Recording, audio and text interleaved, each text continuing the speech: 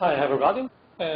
Yes, I will talk. My talk is about the long-term data preservation that we have in our Tier 1. My name is Paolo, Ricci. I've been working. And we already have a presentation about 3 years ago about the same argument here at the same conference. These are all the news, the latest news about how it's going. And so we will describe the CDF use case. This is our primary and at the long-term data preservation use case. And we will focus about the big preservation, about the Rome 2, and the most ambitious project that we have already just started, about try to read in very old data that are about the Run 1, and also the framework preservation, that means all the software and job submission system, and also the CDF database that actually there is only a single copy at FNAF. Then our Tier 1 offers resources to all the 4 LHC experiment and other communities. And the CDF experiment was one of the first that we have here in our Tier 1. At the end of the data taking, we have started in collaboration with FNAL a project for preserving the world, a huge amount of data that has been produced during the last years, and also to try to reproduce all the framework in order to assess and reuse them in the future. This is divided in the bit preservation and framework preservation. And so our first major task was to copy the whole amount of 4 petabytes of raw data analysis level of Run 2 data that was taken for 10 years, starting from 2000, to be copied from CNAF to CNAF. So the kind of goal was also to, after the competition, also having the transfer-related sets be perfectly working at our Tier 1 for access and also for having the data analysis. So we had a geographically connectivity on a dedicated link from CNAF to FNAL, and the copy was split in really 2 phases. So the first phase, about half the data, all the Monte Carlo user and level entropes, and the second phase, that means about the raw data. Also, the principal instrument was the SAM, the sequential assessment metadata data handling tool. It was developed at FNAL and completely reinstalled at CNAF. And also we use the low-level tool for transfer, direct transfer, the grid FTP. Well, it takes a lot of time because here is the schema of the Run 2 data transfer system, because all data requested from CNAF should be pre-staged from the HSM to the disk cache in order to speed up the process, of course. Then data are copied using grid FTP, and then after that we are stored in our site and automatically migrated to the tertiary storage that is tape, of course. Then for doing all this, a dedicated copy script was created, of course, and copy was completely during the spring of 2 years ago. All data so are replicated. We have a full copy of the data also on CNAF. And the copy script has evolved and now is some sort of check script that is used for maintaining the data alignment and also to check if the data are correctly readable again. The new check script can be run periodically or croned over a specific CDF data set, and also ensures that all the data are accessible and in case of problem can automatically retrieve an identical copy and also from the original data set of now. And the SAM station was also upgraded in order to use the new HTTP protocol for accessing the CDF databases. And so, just a few words about the check script. They do 3 main actions: get information over the data set, check the file information checksum, and create then a report, and eventually heal the data set requiring the original tape from FNAF. Can be periodically used on a specific data set in order to check the consistency. And what is important is that right now we have problem. We don't have problem about tapes, but we have to think in the future. Tapes are very good media, but how we can see in the next slide, they could have problems. So having a check script that sometimes retrieve the data from the tape that are stored and try to read them again, it would be a very wise choice. The Run 1 of CDF was run in the 90s and contains the first event that proved the top quark existence. Is an inaccurate data set in physics since the D0 collaboration didn't keep the data. And is very similar to RAD2, but at different energy and a slightly conditioned detector. So their uniqueness means that their data are valuable in terms of scientific and educational. And all data are stored in a huge amount of tape. Is 4,000 exabyte tapes. And also the original database and code is already still available. So they made some tests with RAD2 software and in a bunch of data that were conserved on disk. And so the RAD1 data can still be used, so that it's worth a try. A bunch of data paper was sent the last year in our site, and we did some preliminary tests that means that we find out that the data tape could be accessed using all the exabyte tape drive. And a single tape contains a greater variable of data, and the read speed is somewhat very slow, so we estimated 3 or 4 hours for read an almost standard full tape. The single tapes should be excluded, and so we decided to buy some sort of autoloaders from 7 to 10 slot capacity that could speed up the whole process. And since the exabyte latest generation is backward compatible, we decided to use the newer autoloader that should be preferred because it's more easier, of course, to find them on the refurbished market. So technically speaking, the retrieving of data is possible. And so the full huge amount of tape were packed and sent at the beginning of the last year in our site.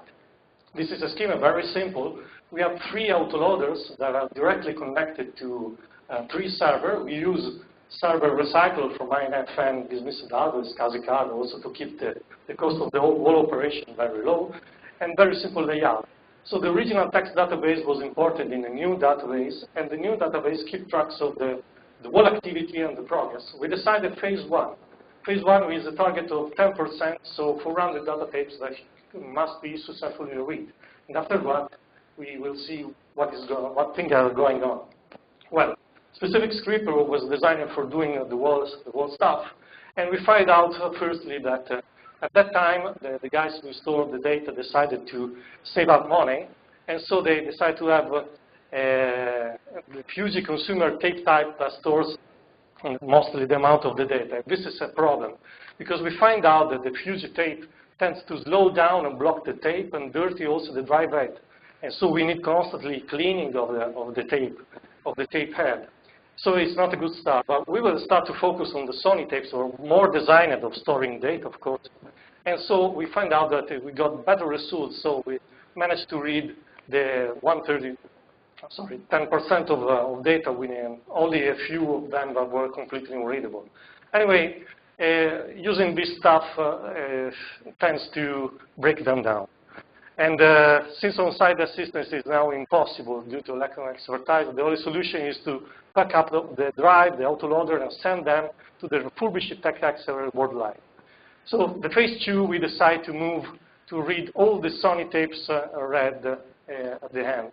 So this is after 2 months of activity, we read 1,300 gigabytes of data and 600 tapes was successfully read. But the main problem is that autoloader and drives need constant babysitting. We absolutely need to, every hour, do human intervention on them. So it's very time consuming. Now, actually, we have all the 3 autoloaders that are offline. We are just waiting for the remaining one that will be swapped by the support.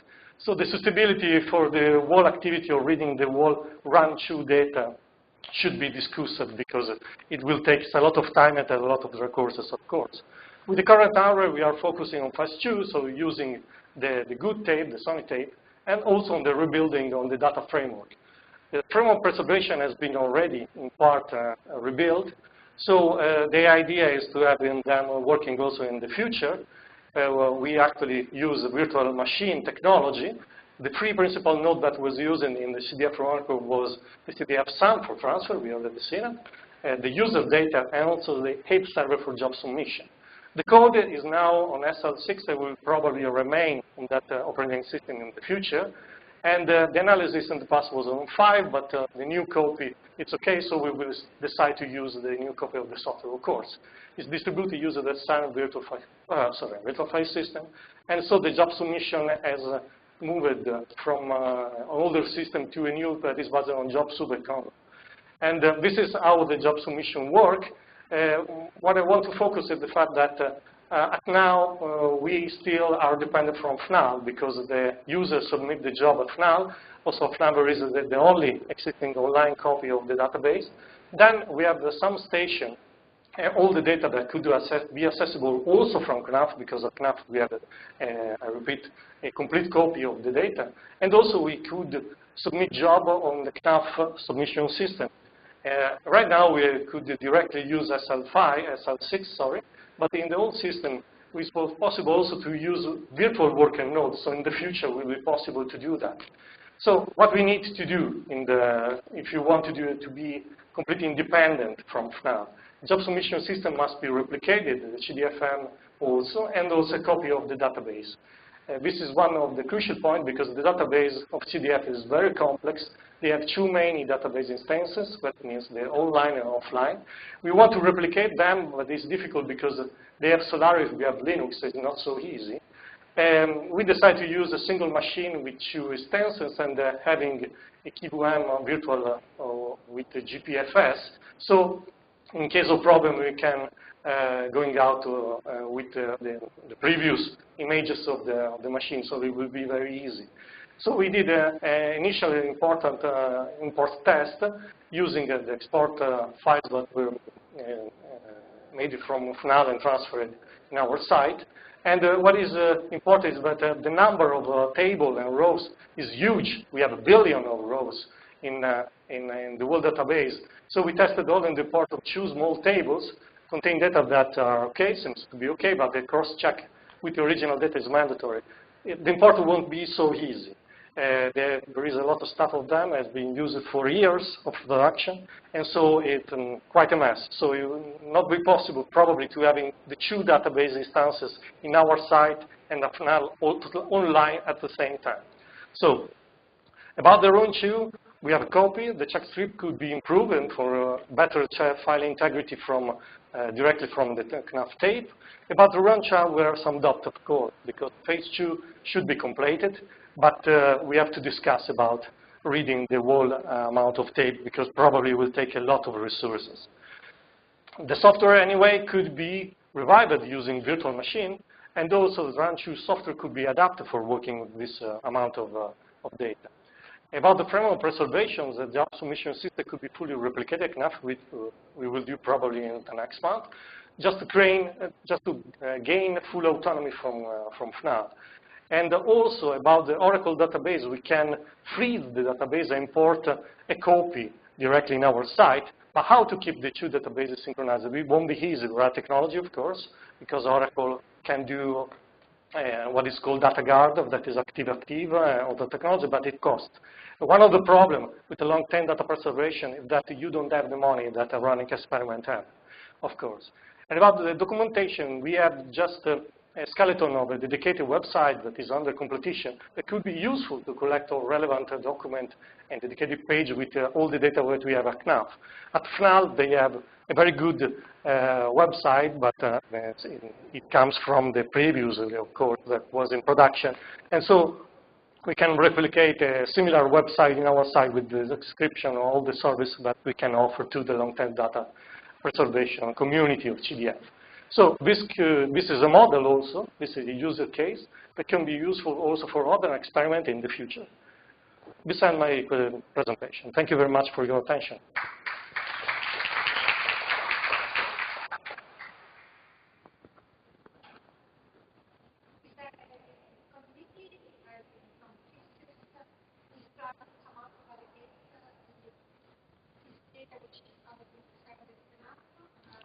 Well, actually, they decide to replicate the whole amount of data, so it's easy to understand that all the data are fine. There is a community, yes, and right now it's active principally at FNAL. What is interesting is the fact that if the community start to do, for example, new Monte Carlo simulation or whatever in our site, then the data must be approved for the community, of course. This is one of the major problems that we will probably have in the future. Anyway, the data is a copy one-to-one, so they are all okay. And all the job system is the same that are used at FNAL. So.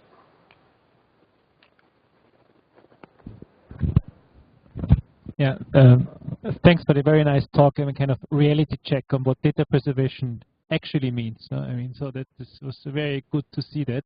Well, we have the presentation also in the plenary. In the morning, yeah, it was a very good, but this is a very good complement to the theory. You know, I mean, what this actually means in terms of dirty tapes and stuff like that. No, but one question I had. I don't know how the tapes are curated or the data curated at FNAL, but eventually, could it not be that the data set fails in FNAL, which you still have? Is there a plan to backcopy it? Yeah, this is one of the problems, because about the data of the run 2, we have a copy, and we will probably need completely to have a continuous feedback from FNAL. One of my ideas is that once a year, at least we can check out with the other site which files have failed in one site. And so do a cross copy between the two sites. This was one of the first idea. About 3 years ago, we obtained found to have a copy of the whole amount of data. It was not easy. But since it's the only one, it's not an LXC experiment, so they don't have the whole cloud or grid or tier 1, tier 0 network. So single copy and single site. This is why we decided to have another copy there. Thank you very much.